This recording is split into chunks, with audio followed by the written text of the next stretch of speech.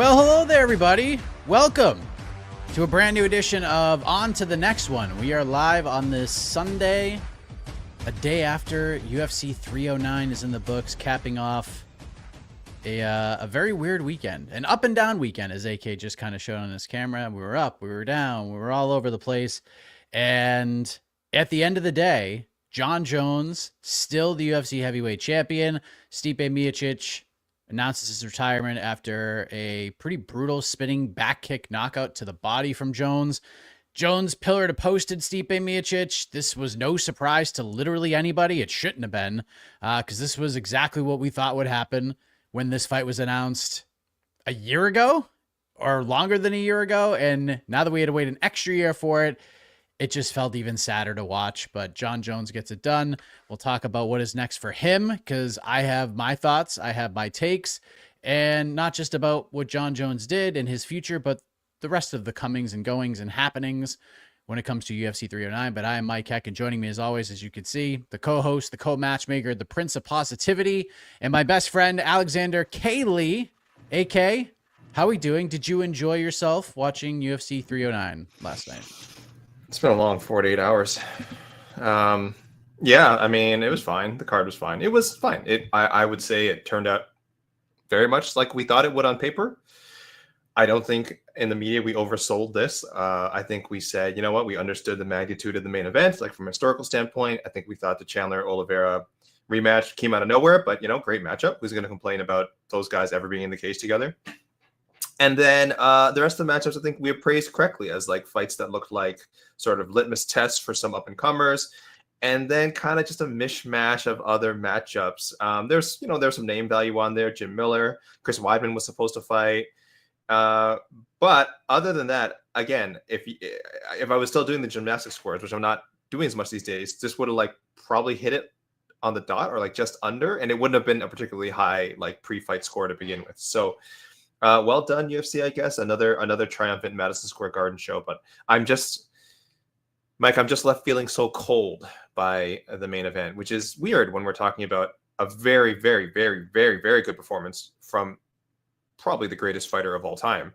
And yet I was just, you kind of, hinted this at the beginning, and you and Jed talked about this a lot on the post-fight show. Like, what was the point? So why did we do all this? I don't know. And I feel, I don't know if vindicated is the right word. I guess I felt, and this is kind of a theme through all this, I felt a sigh of relief when it was all over. I pretty much said on every show we were on that when it came to this weekend and everything this is going to be, I didn't care as much about Friday. I didn't care as much about Saturday. Obviously, we would be talking about and covering it. This was the day I was circled on the calendar. This was it. Let's get to Sunday. That means it's over. That means the Jon Jones, Stipe Miocic saga, the fight that nobody wanted except for Jon Jones, Stipe Miocic, and Dana White. Nobody wanted this fight. It was over. Nobody wanted Jake Paul versus Mike Tyson. People were intrigued and watched it, and they got a casual audience like you wouldn't believe. But anybody that is a combat sports fan and understood what was happening here, none of us wanted to see this. None of us. It was crazy. And now that it's over, I feel better. I feel 50 pounds lighter. Stipe got finished, didn't get badly hurt, gets to retire. He'll be a happy Stipe forever and ever. Mike Tyson is alive, I guess. And then especially knowing what he tweeted out yesterday in the fallout of the Jake Paul fight, I guess it's okay. But it was just tense in not good ways.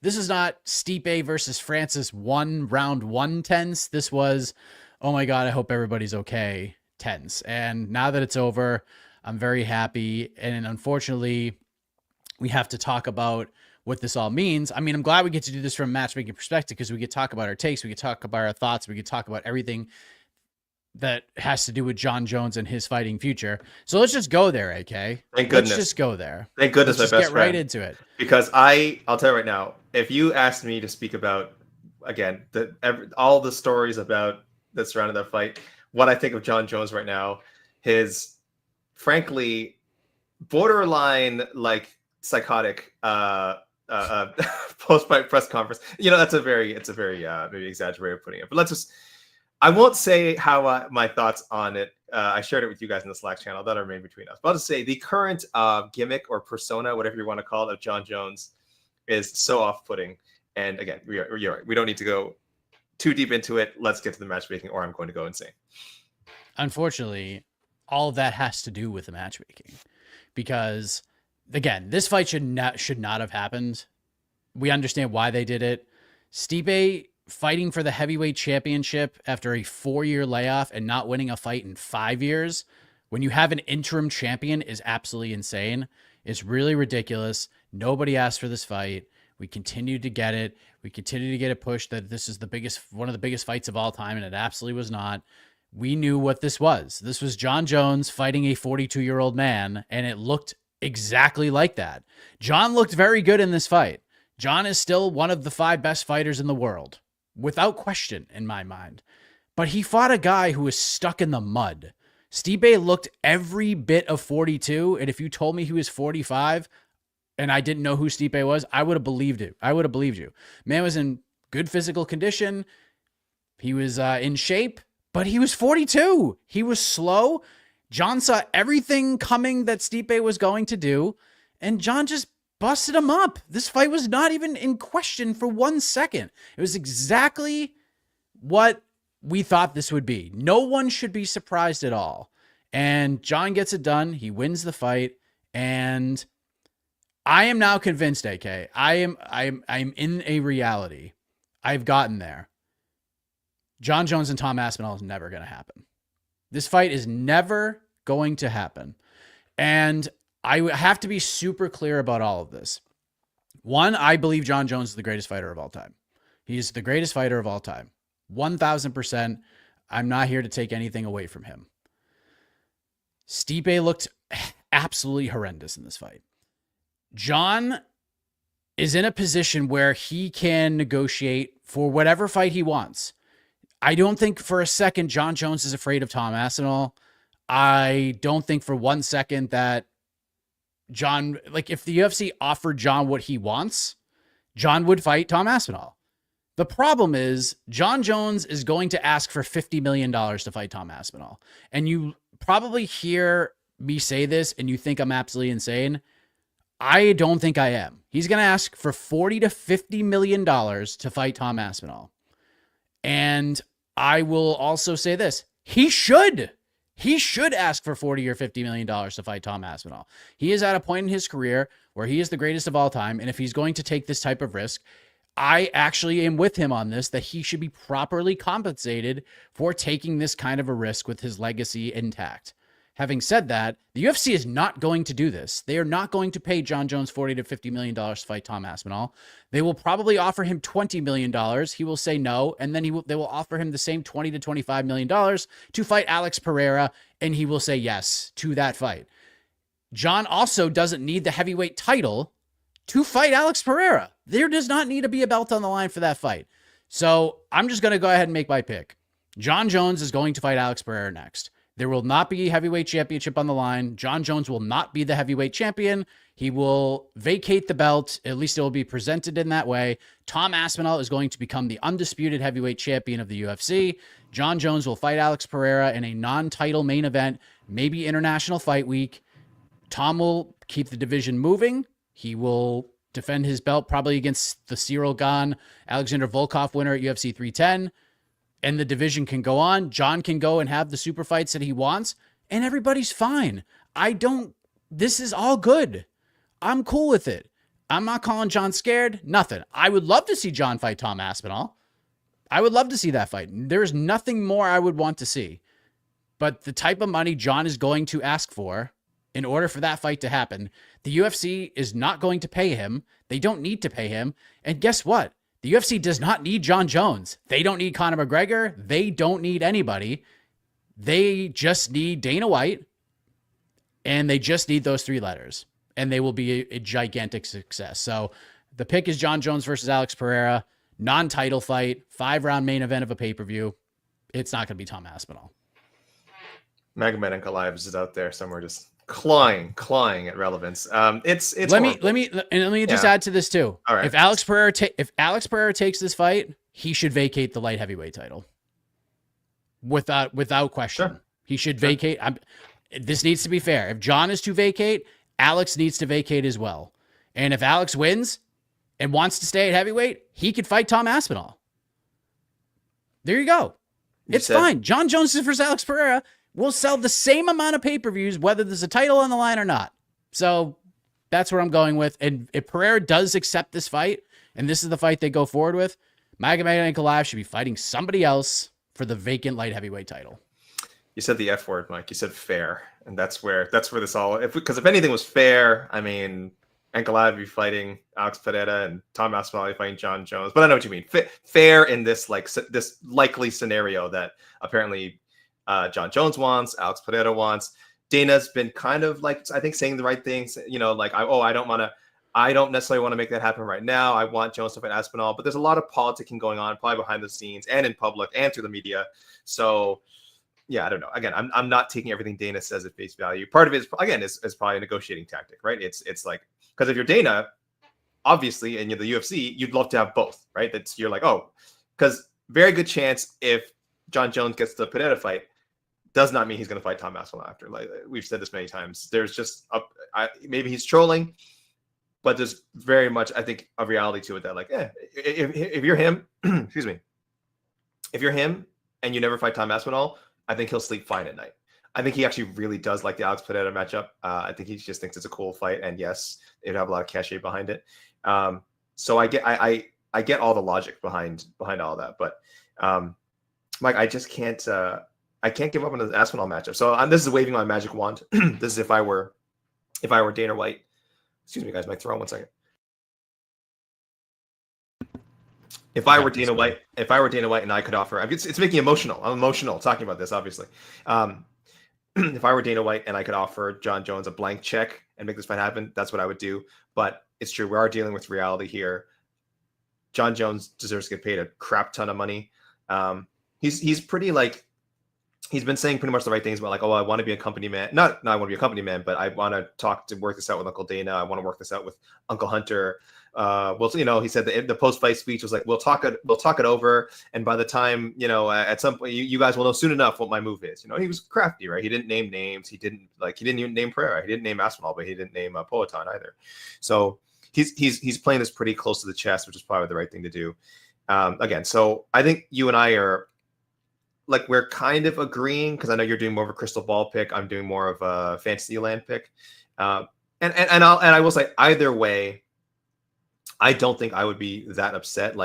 If I had to choose, if we could only get one, of course, I'd choose a Tom Aspinall fight 10 times out of 10.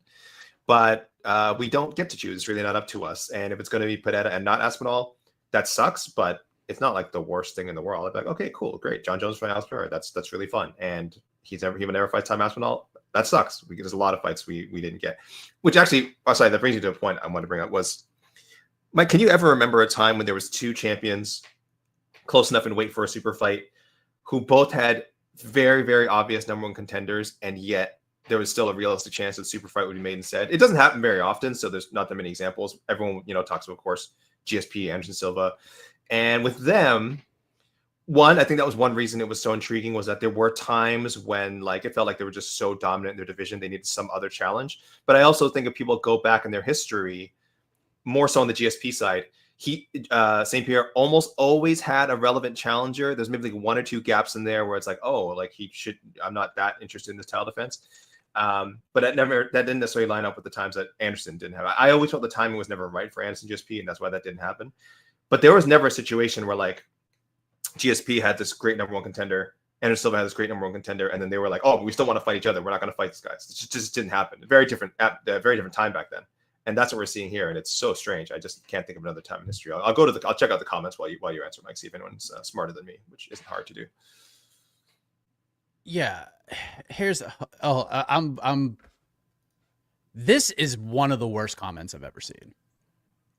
I think if Tom has come to Jon and said, "You're the GOAT and I want to challenge you," Jon would probably said okay, but Tom come off very whiny and untitled. Terrible. Did you see? Terrible. Yeah, that asshole Tom Aspinall. You want to know what he said? Go back to what he said after he defended the belt against Curtis Blades. What did he say? Oh boy. Let me line this up, because cover your ears, get the kids out of the room, because he is such an asshole for saying this. Jon, with all due respect, I just think I'm better than you. Let's do this. Oh my God. What a whiny piece of shit that man is. Oh my God. Burned him. Oh my gosh. What a meanie. What a prick. Here's the thing. With all seriousness, what Jon Jones said at the press conference last night, that whole thing of, I want this money to fight Tom Aspinall and I want this and all that, totally okay. Sure. If he just said this from the fucking get-go, no one would have a problem with it. This whole notion that Tom doesn't deserve this and Tom doesn't or has not earned the right to fight somebody of my caliber is bullshit. It's all horseshit. All Jon had to say was exactly this. Look, man, I fought dangerous dudes. I fought them my whole career. I made a living. I made a legacy beating these guys. At this point in my career, I want fun fights. I want to make as much money as possible. I don't need the heavyweight championship of the world to do that. So, Tom, you can have the belt. And if you get close to my record, maybe we'll revisit this. But right this second, it's not a fight that interests me. I would rather fight Alex Pereira because it's a big money fight. If he just said all of this from the beginning, he wouldn't have had one of the worst fight weeks I've ever seen. And because of that, Jon did Tom such a big favor this week. Tom Aspinall is one of the most popular fighters on the roster right now because of what Jon did for him. It's crazy. And now Tom Aspinall is going to become the undisputed heavyweight champion. He's going to go fight somebody else, and he is going to look like a friggin' megastar when he does it. And Tom was not whiny about this. He was not disrespectful to Jon. He just wants what he is supposed to get for accepting an interim title fight, which means you are supposed to unify the freaking belt. Robert Whittaker was the interim middleweight champion, waiting for his chance to fight Michael Bisping. They had a face-off in the cage after Robert Whittaker beat Yoel Romero in a crazy fight. Wild fight. It got dinged up. He's on one leg. It's okay, because I'm going to fight Michael Bisping. What did Michael Bisping do? He fought George St. Pierre while Robert Whittaker was the interim champion. GSP wins the belt. We knew that if he won the belt, he was going to retire. But Dave's like, nah, man, he's going to fight Robert Whittaker. And we knew he wasn't going to fight Robert Whittaker. And then he retired. Then he was done.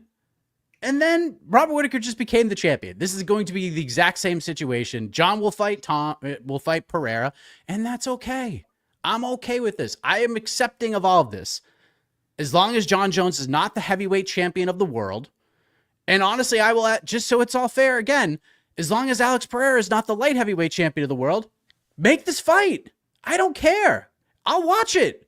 It'll be wild. It'll do bonkers numbers. It'll break gate records. If Derek Lewis and Rodrigo Nascimento can break North American Fight Night gate records, Jon Jones versus Alex Pereira is going to do ridiculous numbers, but it doesn't need any belts attached to it whatsoever. So go ahead, make your money, but give up the belt. Both of you give up the belt. Yeah, and just a couple more Aspinall notes. As someone who has written, like, I don't know, 40 in the last 3 months, I swear, I'm not even exaggerating, 40, 50 posts about Aspinall Jones beefing. I can tell you, I know almost my word for word, every word that's been said between these two guys on social media interviews and everything. Aspinall has could not have been more respectful. Yeah, listen, he's ramped up sort of the poking fun at Jon, the whole duck thing, more so in recent months. So he's kind of changed his tact, but when it started, it really could not have been more respectful. So he's tried every angle, and trust me, him bowing down at the altar of Jones was not going to accelerate this fight at all. That's just not how these things work. And the other thing I always hate people saying is like, oh, well, you know what if you got what you wanted and Jones gets Aspinall and then beats him up? Will you be happy then? I'm like, yeah, that'd be amazing. Yeah, if Jon Jones beats Tom Aspinall, that would be sick as hell. That would be like, oh shit, this is the greatest fighter of all time. Like, just building and building and building and making unassailable legacy. Because it's not unassailable now, guys. I don't know what your GOAT list is. That's a phrase, by the way, that we've got to stop throwing around. After Mike Tyson got called the GOAT like 500 times on Friday, it's like, he's got to stop using this phrase. Just a lot of fighters that are called the GOAT these days that are just not. We got to dump that phrase. But I don't have a horse in this race. I think people know I'm probably like Team Aspinall at this point, just because I find Jones' whole shtick annoying, and it just, you always want. I personally want to see the new blood win, but again, at 37 or whenever, if the fight ever happened, like 38-year-old Jones, just showing that he's still the best fighter to ever step in the cage. Him like taking out Tom Aspinall, it would be cool. It would be really, really, really cool. Tom Aspinall beating him would be cool. This is why we want to see this fight, guys. Not because we're trying to make a point, not because we're like, oh, we want to see Tom Aspinall kick Jon Jones's ass. Like, no, it's two really, really, really amazing fighters. That's why. Isn't that why we do this? Isn't MMA supposed to be fun, Mike? I thought MMA was supposed to be fun. Is it? Jermaine trying to save face here. So let me just go ahead and react to this. I also think Pereira is a bigger name than Tom Aspinall, and you got to remember this is business. Again, you're not wrong. You're not wrong. Honestly, like all week I was saying, Pereira is the bigger fight than Tom Aspinall. But right now, on this Sunday, I think it is a very close conversation which fight would be bigger. Because Aspinall is so over now. Jon did Aspinall a gigantic favor with all of the terrible comments that he made about Tom and the not deserving this and all that. He has turned Tom into one of the most sympathetic baby faces on the roster. So it is going to be a big deal. Tom Aspinall was one of the most popular fighters in New York all week long. Anytime Tom Aspinall showed his face anywhere, he got like standing ovations. So yeah, again, Pereira could be the bigger fight. And if he fights Pereira, fine. But give up the title. Give up the belt. We Interrupt This program actually has worse takes than I've seen anywhere else, honestly. Poatan would beat Aspinall. He'd eat Aspinall. Tom Aspinall would be a minus 300 favorite if they book that fight. Tom Aspinall, by the way, is already the favorite against Jon Jones. He's the favorite. I think that betting line is perfect. Minus 130 for Tom Aspinall is a perfect betting line. At the same time, Jon Jones could win that fight. He could win, and it would not surprise me if he did. But I just don't think we're ever going to see it, and that's okay. I'm not going to get all worked up about it. It's fine. Go fight Alex Pereira. Go fight him. Make a bunch of money. Great. Break records. But don't be the champion. You don't need the heavyweight belt to do this fight. Let Tom cook. Let him be the champion. Let him carry this division. Because guess what? Spoiler alert, when the new updated MMA fighting global rankings come out, Jon Jones will not be the number one heavyweight in my rankings. Nope. Guess what? Jon Jones will not be the number 2 heavyweight in my rankings. No, sir. So there you have it. There you have it. We got to move on. Like you know what? Great discourse. Thank you everyone for the comments. But to quote the great Clay Davis, I'm gonna add one more. I'm gonna add one more to this. Okay, go. One more to this. Go. Dana said the Alex fight is not happening. Did you watch that whole press conference? Because I was getting into it with people in DMs about this. They were like, "Stop saying this fight's not gonna happen." Dana White said there's 0 chance this fight happens. What did Dana White say in the last 5 minutes of that? Oscar Willis, shout out to him. I believe it was him. Got Dana to kind of like stop talking for a second, be like, yeah, that fight would make a lot of money. And then what did Dana say? He goes, I'm not going to make this fight. He goes, actually, you know what?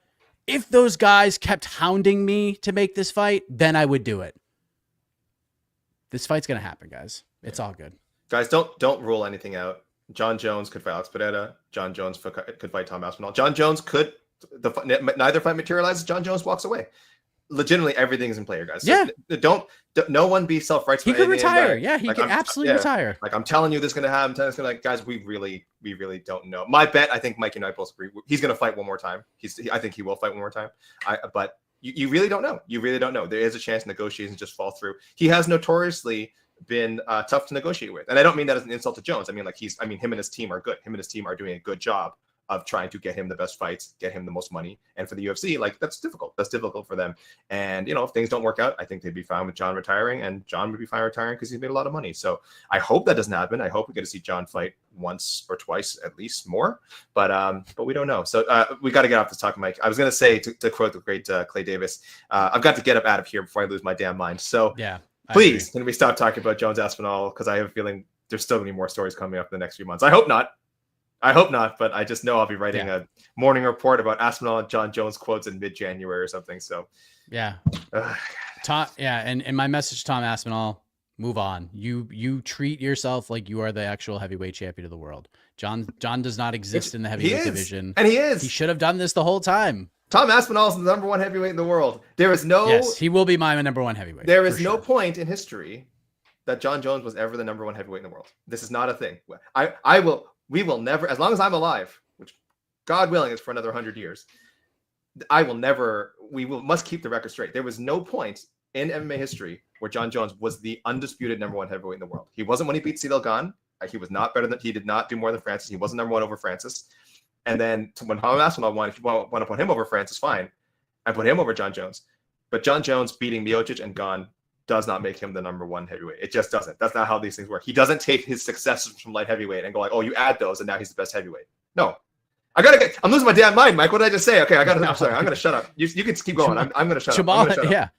I mean, Jamal Hill, when he beat Glover Teixeira, was not the best light heavyweight in the world. No, I think I think we had him like number 7 in our rankings when he beat Glover Teixeira. I think, yeah, because of me. Anyway. Yeah. But let's move on. We don't need a match break for Stipe. Happy trails to Stipe Miocic. Hall of Fame career. He is going to be the happiest man on planet Earth. The relief when he finally got to utter the words, "I'm done. Thank God. No more fighting," was a breath of fresh air. And happy Stipe, like I said earlier, is hashtag thank you, Stipe. You're right.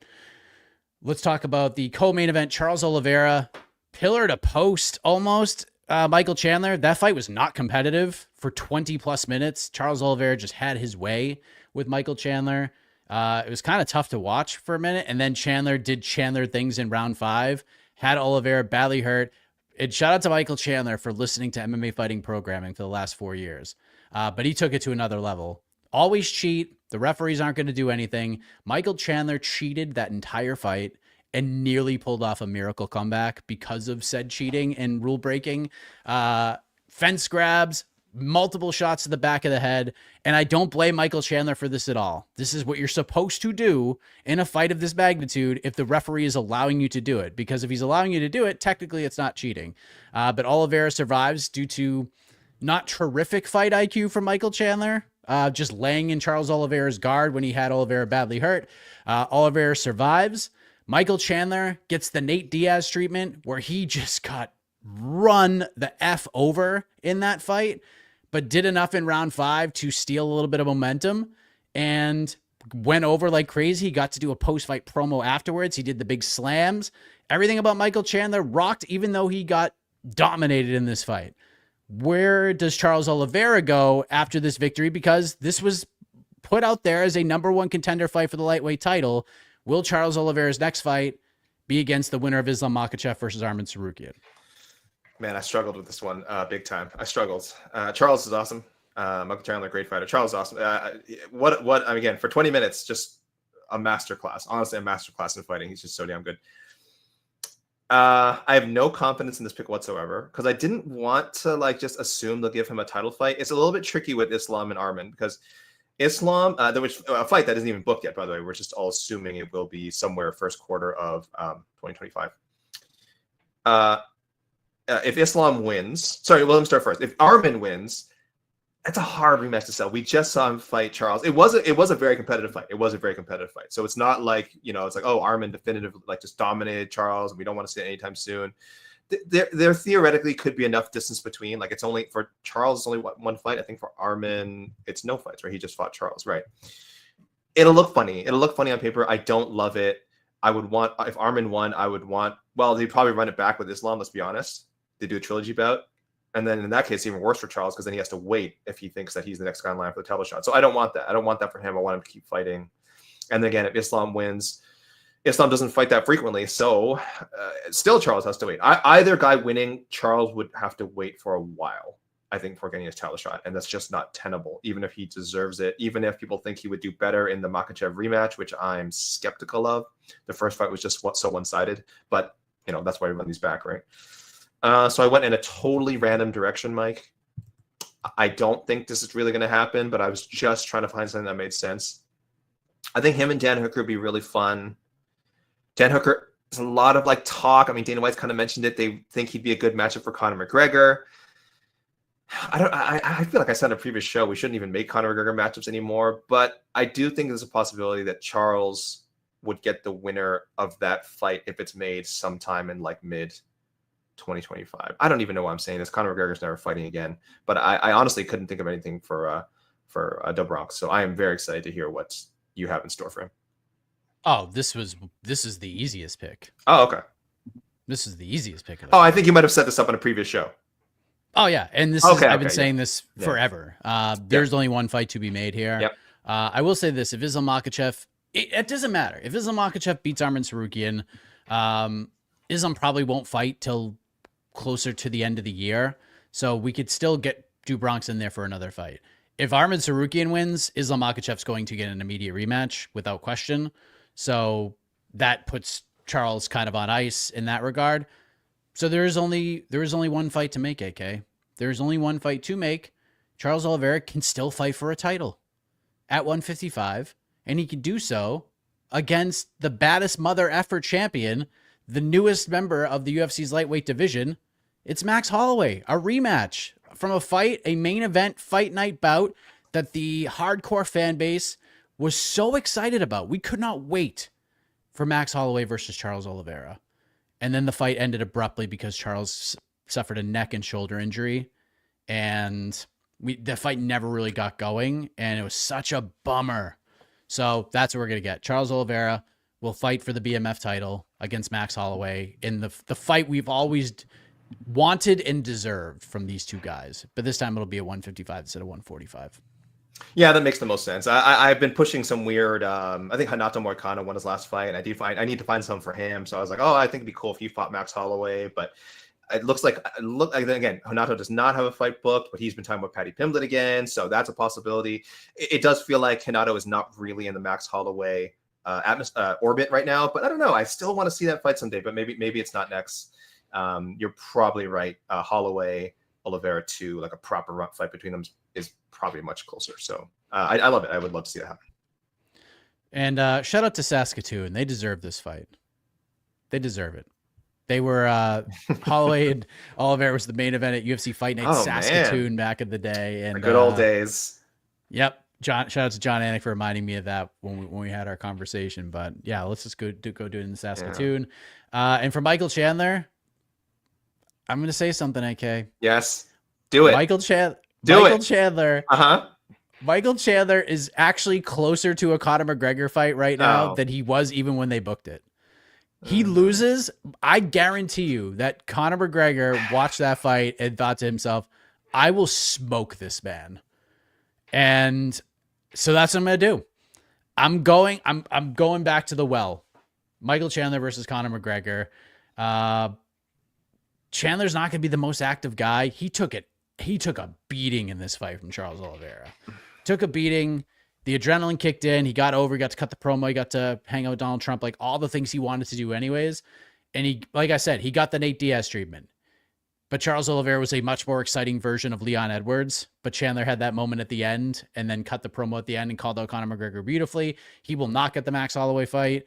I don't think anyone would complain. But Chandler is just in that territory right now where it doesn't matter. He doesn't need belts. He doesn't need anything. Just throw him in there with fun dudes and let him cook. He's a super fun fighter. I liked the Arturo Gotti comparison. You want to throw a Mickey Ward comparison in there as well? I'd be totally fine with that. He's just a get-got guy that is incredibly exciting. And let's just do Chandler versus McGregor. And if not, I don't give a shit. Chandler just against anybody is much watch TV, whether you like him or not. I hate that you're making so many good points. I can't believe I'm saying this as Ultimate Fighter fan number one, but I've moved on, man.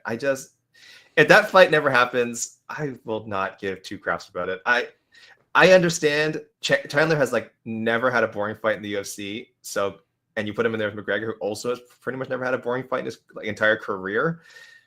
And I get it. It makes sense. It could main event its own show, no title on the line. If you're the UFC, that make you very happy because we saw this year they struggled a bit with the timing of title fights, and we ended up with some pretty awkward looking cards just because of their rule that like, oh my gosh, pay-per-views must be headlined by a title fight, which no, they don't. That's just a stupid rule you made.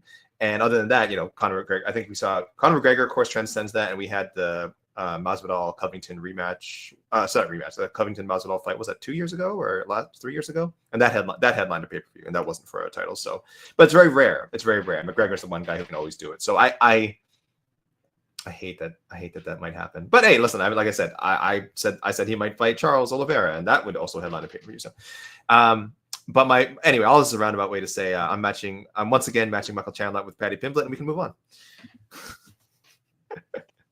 I've said this on multiple shows. I think at one point I pivoted to Pimblett Ortega, but I'm pivoting back. I just think this makes so much sense for Michael Chandler right now to get this guy who gets compared to McGregor a lot, even though there's not like a ton of similarities. It's actually kind of confusing why they get compared so much. I guess because they both talk a lot. He's not even Irish. He's English. I don't know. One, I think it'd be a fun matchup stylistically, especially if he did those, Pimblett takes his back, he's doing the back slams again. That'd be hilarious. Pimblett obviously would gain a lot from it. Michael Chandler's a huge name, 3-time champion in Bellator. Top 10, I think, in the UFC rankings. I'm kind of interested to see where he'll end up in our next full divisional update. And Chandler again gets to silence someone who has got quite a bit of buzz around them. I do think one of the more popular, if we're talking about mid-tier guys, one of the popular mid-tier guys in the UFC, and I think it'd be worth Chandler's while. But I don't know. He's been targeting McGregor for so long. I don't know if he can settle for anything less. I hate that pick so much less now. It's very feasible. Yeah, he lost. If he won, I mean, there's just no. It's very feasible. It's a fight that can't happen. No way. It's a fight that if they made, no one would be like, oh, that's a bridge too far. I think Paddy would probably be favored in that fight, honestly. After seeing what Charles Oliveira was able to do with takedowns and once he got top control, and Paddy's a big ass. I know Chandler's like a big lightweight for a guy for his height and stature. Paddy's a monster lightweight, so that'd be pretty interesting, and we'll see what happens. Here's where I get very intrigued. AK Bo Nickel wins, fights Paul Craig. He looked as human as he could possibly come out of this card looking like. I thought he beat Paul Craig. I didn't think he won 30-27. I thought Paul Craig won the first round. Bo did just enough to win round 2 and then just did enough to win round 3 because Paul Craig did nothing. And let's be honest, Paul's a big man. I don't know. I'm so confused about what I saw. I don't know if Bo was just being very smart in this situation because this is probably his biggest step up in competition. This is also not, and I saw people tweeting this out. Guys, Bo Nickel just beat a dude who beat Jamal Hill and Magomed Ankalaev, and it's only like his 7th or 8th pro fight. Like, give the man credit. It's true. Sure, but Paul Craig has also lost like a whole bunch of fights recently, and not in competitive fashion. So I don't know what to think here, AK. So start us off. Bo Nickel coming off of this win against Paul Craig, where he got booed out of Madison Square Garden in front of Donald Trump and company, and then put it over like it was an amazing performance, which I don't think anybody truly believes. But a win is a win, AK. Where do we go with the Penn State Nittany Lion superstar? I mean, you need to have a little delusion, I think, to be an MMA fighter. We know, like any MMA fighter, boxer, really a lot of high-level athletes in any sport. Look at the man who just won in the main event. I mean, maybe one of the most weird, delusional guys I've ever seen step into an octagon. So Bo Nickel has that for sure. I think he later joked that they were saying Bo, not Boo, which I think was perfect. And regarding the Jamal Hill, the Paul Craig, like really, I mean, people always bring up the Ankalaev fight. That's becoming like the Adesanya Pereira fights where like people just talk about Pereira beating him, but they didn't actually watch those fights. It's the same thing. Watch the Paul Craig Ankalaev fight. And listen, he won. He beat him. But it's not like, I mean, Paul Craig was very much on his way to losing a 30-27 against Ankalaev before Ankalaev just effed up and got caught in a triangle with 1 second left on the clock. So great feather in the cap of Craig, but it's not like, oh, Craig is so good that he could like beat Ankalaev any day, and that says a lot about Nickel beating him. And like, not really. But the Jamal Hill win was legit. That's probably Craig's best performance. Mike, I want to scale back here. I liked the matchmaking. I actually thought the matchmaking was perfect. I did not expect it to become such a jury affair. hard to slam Nickel too much. Like I absolutely disagree with it being like a showcase. It was a not like it was a very flat performance, but he was rarely in danger throughout the fight. I'm with you. Like I don't think 30-27, but even the round he lost, it's not like he was. Again, I never felt like Paul Craig was going to finish him. And if you're winning the fight, which he was, hitting those little leg kicks, the occasional like whatever, pop in and land like one shot. Then there's no reason to risk anything else. I guess his team had thought, yes, wrestling is his greatest strength, but Paul Craig is pretty dangerous off his back. Also, it looked like Paul Craig was kind of loading up a knee the whole time. I think that the plan was as soon as they saw him even flinch to shoot down, they would throw up a knee.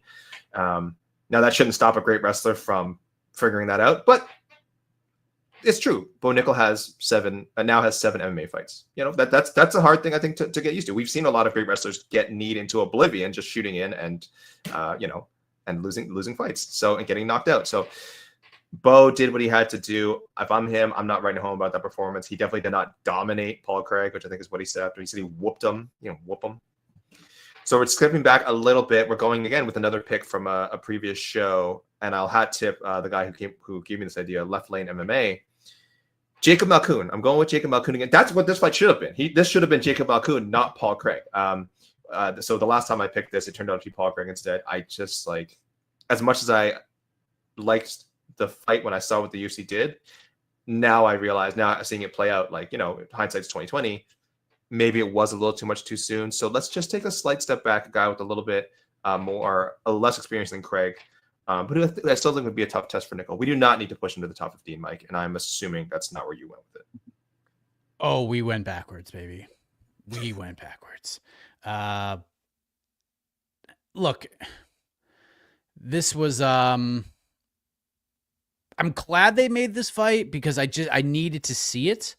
I'm with Jed in the whole, like, you have to just kind of stand by what you say and just keep that energy going. When you tell everyone you're going to absolutely annihilate this man and humiliate him in front of the president of the United States, the soon to be next president of the United States, you better back that up. And he certainly did not do that. And it's good to get a win. And then to kind of just treat it like it was the greatest performance of his career. Just the energy was very, very strange. It's never a good thing when I've truly never in my fandom have heard a crowd in unison chant overrated at a fighter. Never have ever heard that. And I saw some people kind of like downgrade the performance and be like, yo, he was a minus 1350 favorite. Not good. David Onama was also minus 1350 favorite. And he struggled against a newcomer. And it was a great fight. And I don't see David getting this sort of the same, angst. But David Onama also put over his opponent and was like, dude, this guy's really, really good. Having said that, we are going back. We're going back to a matchup that was booked once before and did not come to fruition. It was booked less than a year ago for UFC 290, International Fight Week. He did not fight this man. He ended up fighting promotional newcomer Val Woodburn instead. We're doing Bo Nickel versus Tresean Gore, AK. We're going back there. Tresean has 2 pretty ferocious finishes in a row, 2 of the nastiest chokes we've seen in this division. Let's get him a freak athlete finisher in his face. And if he goes out there and just smushes Tresean Gore, cool. Then we could start talking other opponents. But this performance against Paul Craig, it's nothing but top 15 guys if you're just going to kind of promote him up the ladder. And I got to tell you, there aren't a lot of ranked middleweights I would pick him to beat right now after that performance. He's just going to be so undersized to a lot of these guys. Like Kyle Bahalio will literally smush him. He will squash him like a grape because he's just going to be he's going to look 40 pounds bigger than Bo. So yeah, let's go Tresean Gore. Let's give him someone who's going to get got with him. He's going to go right after him. He's going to try to finish Bo Nickel. And if Bo can go there and get him out of there, cool. Then we can start talking about maybe the Jack Hermansons and stuff of that nature. I don't think you do Jack Hermanson right now. I think that what we saw on Saturday, Jack Hermanson, there's a very good chance he wins that fight. So yeah, I'll go Tresean Gore and let's go. That's way back. That is. I don't think it's that. That is back in. I don't think it's that far. I don't think it's that far, honestly. I did not have Tresean Gore high in the ranking because I mean, for me, he takes, even though it wasn't a great performance, Nickel takes Craig's number, right? He does take Craig's number. Right? Was Craig ranked? Was Craig ranked? Not in our rankings. I'll tell you that he's been ranked before. Did he come into this one with the numbers next to his name? Let's check real quick. I don't know think so. Actually. He was not. But you wouldn't rank Paul Craig lower than like what, 30, right? 30? Yeah, I had him at 20. I had him at 29 heading into this fight. Okay, perfect. So you have it. And Gore, I have Gore at 41. It's not that far. I have Gore after that last win. I don't know. Where do I have Gore? I have Gore like at 58, but that's because he has some. Okay. Oh, then he lost to Cody Brundage, right? He did. So I think no. Am I making that up? Did that fight never happen?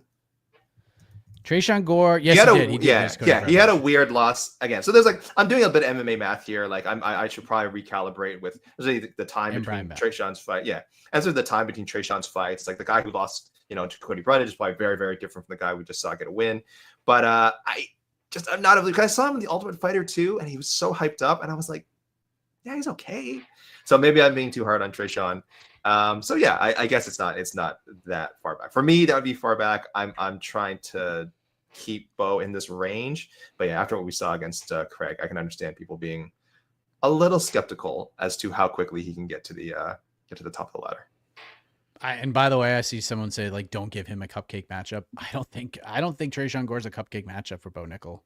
I don't. I would pick Bo to win, but I don't think this is a cupcake matchup. I think Tresean Gore gives him a tougher fight than Paul Craig did, if we're being honest. So no. What did I just see? This can't be real. Oh my God. Oh, what happened, Mike? Oh my God. Are you effing kidding me? AK, did you see this? Let me break some news here. No. January 18th, ladies and gentlemen. January 18th, Misfits Boxing. Tommy Fury versus Darren Till. Mike, we don't have time for this. Shit. Mike, we don't have time for this. Oh my God. Oh my God. All right, we got to move on. Okay. Jesus Christ.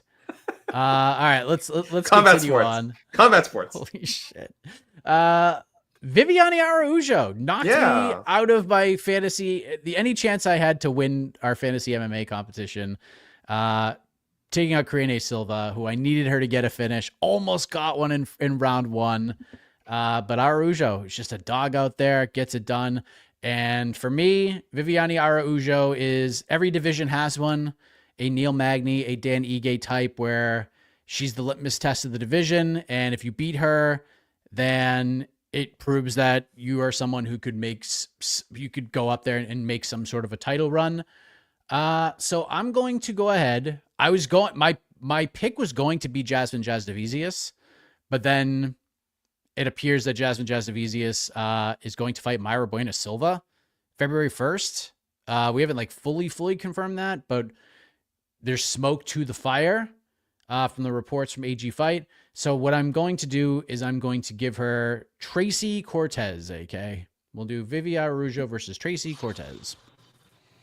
That could be a real stinky fight. I'm just be honest with you. That could be. It could be. I mean, Araújo and Silva wasn't that bad except for the third round.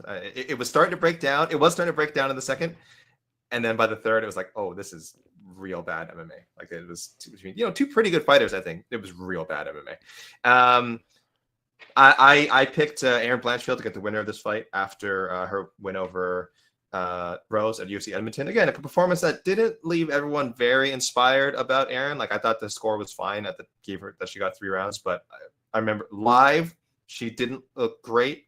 And then when the result was read, a lot of people were left unsatisfied. So Erin Blanchfield just needs to keep getting tested, just needs to keep getting good fights. Viviane Araújo fits the bill. Put them in there. Like it's a weird kind of a reverse gatekeeper situation because Erin's definitely ranked higher than Viviane, but again, based on what we saw with Rose, she's not getting that title fight next. So give her another tough matchup. If she puts away Araújo, that'd be amazingly impressive, and then you get the hype back. Otherwise, actually, I don't want to see how she deals with this. Again, with this fighter who is just a really tough matchup for everyone. Araújo versus Casey O'Neill. I thought about that. That's not a bad one. That's good. I'd like to see Casey get another win first before she gets that, because she was on a tough run. She's probably fighting for her job in her last fight. She did end up getting the win, but I'd like to see her get one more win before she fights someone like Araujo, because I don't know. It wouldn't shock me if Casey O'Neill won that fight, but that's a really tough matchup. It is definitely a tough matchup. So let's go to Mauricio Rufy, AK. He takes on James Lontop. Fun fight. Really good one. Enjoyed it very much. Mauricio Rufy looked fantastic. And Lontop might be the toughest dude in the lightweight division. You cannot kill this man. That was crazy. It is impossible to do so. And just a really fun fight. So everybody won. It was a good main card opener. Where did you go here, AK? Best division in the sport. Mauricio Rufy versus fill in the blank. Yeah. Just to say for Jon Top, like it was tough. He took this on 2 weeks' notice. I wish he had made weight. I've rarely seen a catch weight bout someone miss and then it becomes a different kind of catch weight bout. So that was kind of bad. But yeah, tough night. 20% of his purse. Tough, amazingly tough. Some of those shots Hoofy landed, I was like, if you've seen any of Hoofy's previous fights, it's like those are the kind of shots that puts his opponents down. That's how he KOs people. He has these amazingly like striking from these kind of weird angles and beautiful timing. Got that kind of Connor style. I swear he landed at least 3 square shots on Jon Top's chin that like would have finished almost anyone. So yeah, that was nice. A lot of directions you can go with him. Like he called out Benoit Saint-Denis after, which was a pretty good call out. I just don't. Yeah, I don't know. I thought that was too high though. I'm not ready to. I have Saint-Denis still in the top 15, top 12 maybe even. So yeah, I don't know if we need to push Hoofy that quickly, right? So I went in a totally different direction, kind of a dartboard throw. And I've also had people know I kind of have a rule. I want to see you fight like get 3 wins within a certain range. And then we can sort of jump you up. So he's still in this range for me. He doesn't escape that middle like 20 to 40 range for me. Personally. So I went through a dart. Maybe him and Nazim Sadikov, if we can get Mauricio back in there soon. I think it's going to be fun. I think it's a favorable matchup for Mauricio. And again, he wins that, then I'm suddenly like, oh, let's try top 20. Let's try top 15. But yeah, very, very deep division. So hard to push him too fast. Dude, like him and Rebecki would be absolutely ridiculous. Yeah. It would be absolutely ridiculous. I'm not going there because I think Rebecki's probably going to be out for a minute after that war that he had with the oral bye. So I just want to look at the UFC rankings real quick to see if he's in there. This is a guy who's not ranked in the UFC rankings right now. But I'm going right around that top 20 range, AK. I'm just going to go ahead and do it. Let's see what this man has. Mauricio Rufy versus Grant Dawson. That's where I'm going.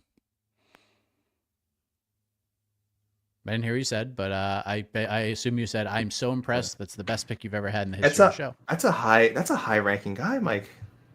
I'm okay with it. I think that's a guy with 12 UFC fights, 22 2-1.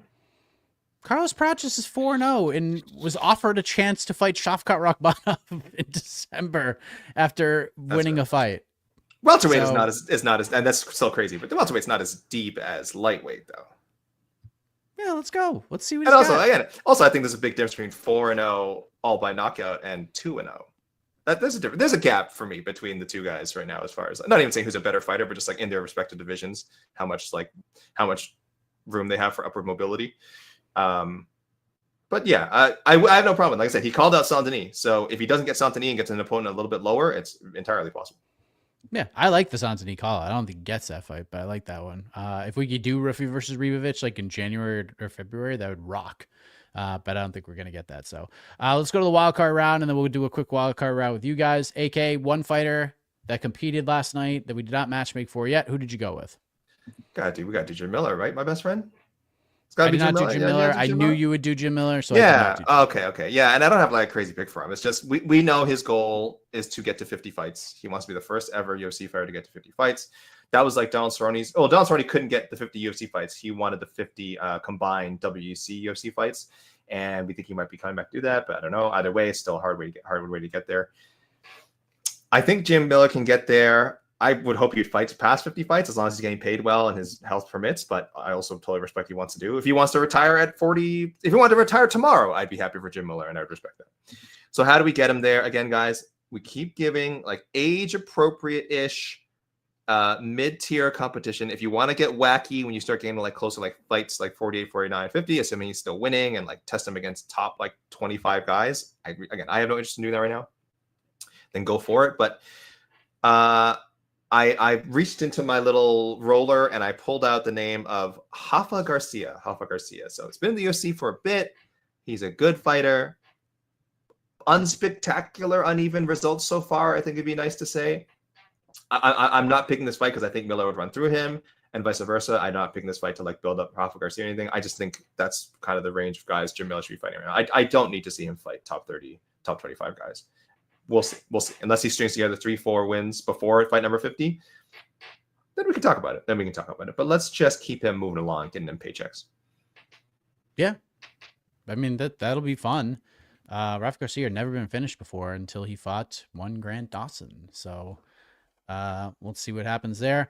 I went with the Welsh gangster, or as I spell check mistook, called him the Welch gangster on Twitter after a pretty sensational knockout, or knockouts, I guess, depending on who you ask, because he kind of knocked out Basel Fez like 3 times in one flurry and got a big win and got a $50,000 bonus. What a year he has had. 3-0 in the UFC, all 3 on pay-per-view cards. Now he gets a big finish. And let's do some fun stuff here. I don't know when, I don't know where, I don't know how. But let's do Oban, the Welsh gangster Elliott, versus Charles Chuck Buffalo Radke, AK. Let's have some good old-fashioned slobber knocker fun. That could lead to some serious trash talk. Some of it probably very not PG. Probably not PG-13, but you could definitely get some quotes out of there. Let's put it that. It's, there'll be some talking happening. Yeah. So I like that. All right, real quick, let's go to you guys. Give me let's go wild card here. We'll go for like 5-10 minutes. Just throwing your picks on the screen. We'll react. Of course, the super chatters get to jump in. Like right here, PJXU98, Oliveira versus Holloway, Chandler versus BSD. What do you think about that? Yeah, I mean, again, you throw Chandler in there with anyone in the top 15, top 20, you're going to get an entertaining fight. Him and BSD would be crazy for as long as it lasts. Again, that's either a first round finish or kind of what we got with Charles. It's people. But I also think Chandler should always be in 5-round fights. I think that's fun. I think that's a fun idea. I know they wouldn't do that, and it depend on card placement, depend on the opponent. I think Mo Chandler should always be a 5-round fighter, and frankly, that actually give him like a really good chance against certain people because the guy has an endless gas tank. Mike, do you think Mickey Gall would cut again? So just to clarify, Mickey Gall wasn't cut the first time. He fought out his deal and he was very, very injured. It was talked about on the broadcast last night. It's been talked about on the broadcast for the last year or so. Really bad back and spinal type surgeries he had to deal with in order to return to the octagon. But regardless of that, do you think that was Mickey Gall's final fight in the UFC? Based on what you just said, Mike, it might be his final fight period. I'm glad he was able to, get healthy enough with those back and neck issues to be able to come back to the UFC and fight again. But I think it's probably, I'm not a doctor, guys, probably did just not make it easy for him to train and to fight and to compete at the highest level. And again, we've seen the results. He's lost 4 straight fights now. I don't recall him looking particularly great in any of these fights. And that's a brutal KO. I mean, that was a real tough KO. And he's 7-7 in the UFC. 7-7 as a pro. I think 6-7 in the UFC. Actually has a losing record now. He's 32 years old. He's about to turn 33. He's not like an old guy, but he did start pretty young, right? I mean, remember when he came to the UFC, pretty fresh faced guy, and it'll be like year 10 if he competes in 2025. So again, I'm not saying I don't want to see Mickey Gall fight again. It's his decision, but I think for his health and just future well-being, it might just be the last time we see him, period, regardless of how the UFC feels about it. So wishing him the best, hope he's healthy, hope he can, if he chooses to retire, he can do so comfortably. He's in a tough spot.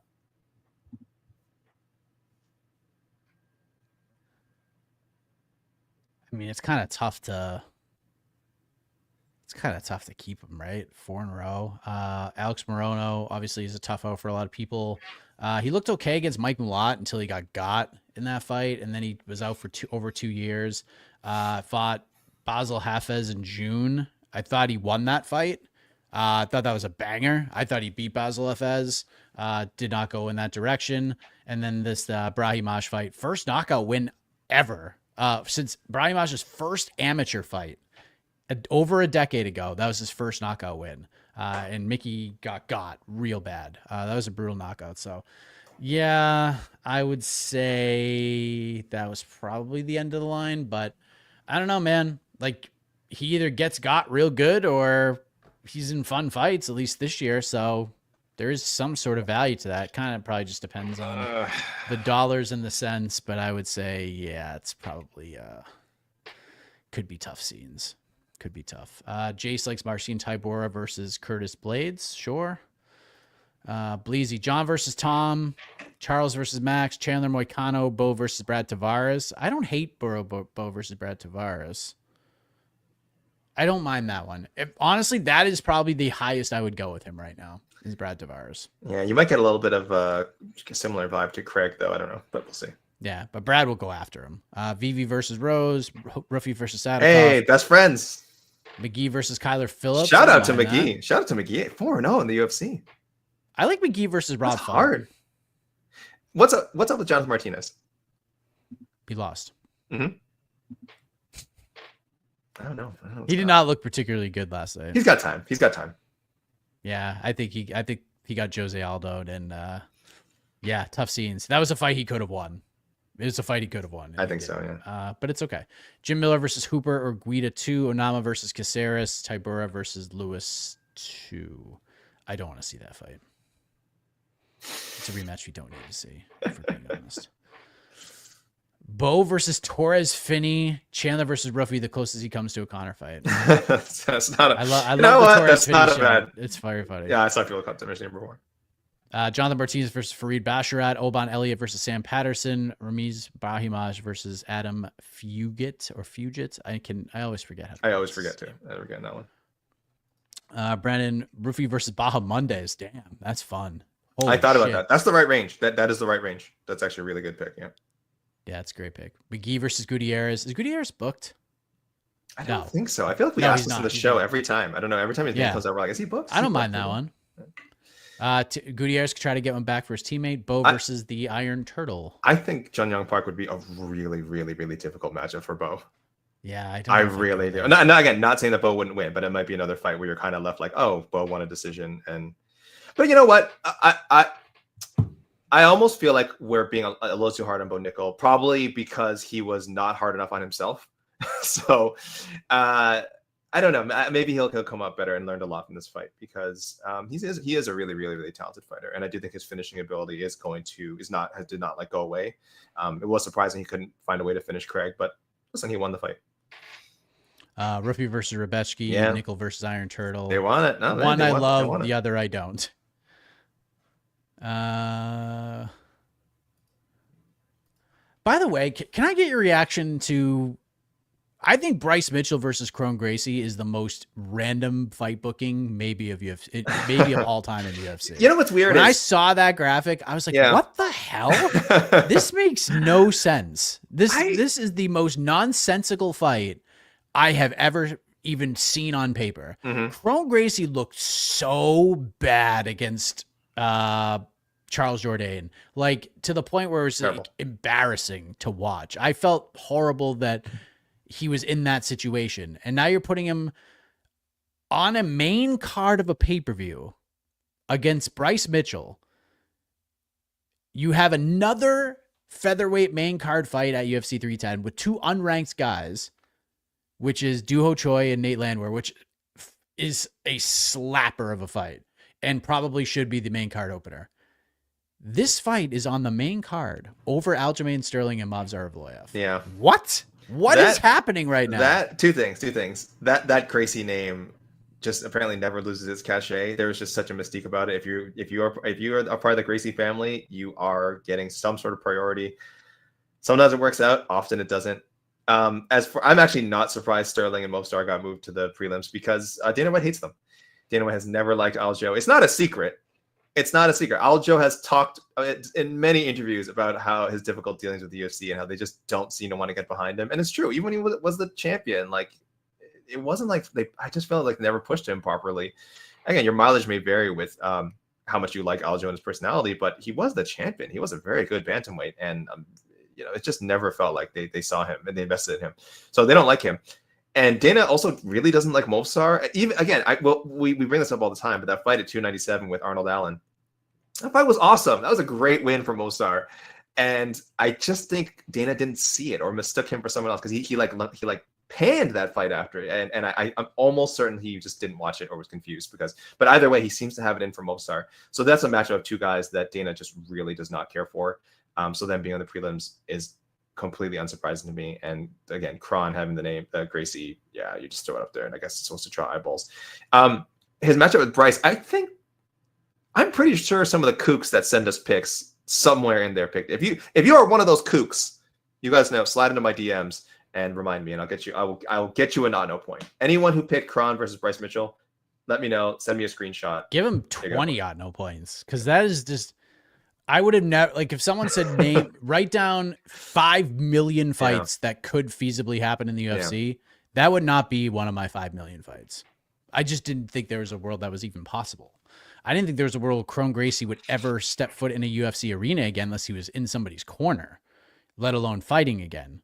So, yeah, pretty wild. And look, this has been a pretty wild weekend. I'm so glad that it's over. I'm so glad that Jake Paul, Mike Tyson is over. I'm so glad Jon Jones versus Stipe Miocic is over.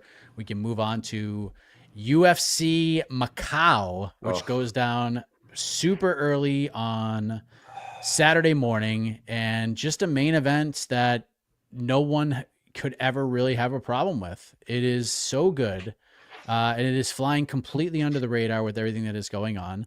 Petr Yan returning against Davison Figueiredo, and Figgies looks so good at 135, makes a supremely strong case to actually fight for the bantamweight title.